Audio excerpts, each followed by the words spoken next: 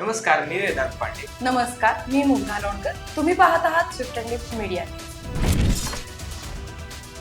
शरद पवार यांचा मेळावा बारामतीमधील व्यापाऱ्यांकडून रद्द. अग्नी 5 मिसाईलची चाचणी यशस्वी झाली. आता तयारी मिशन दिव्यास्त्र. पुण्यातील वनाज ते चांदणी चौक तसेच रामवाडी ते वाघोली मेट्रो मार्गाला मंजुरी मिळाली आहे. ऑस्ट्रेलियामध्ये भारतीय महिलेची हत्या, कचरा कुंडीमध्ये मृतदेह सापडला.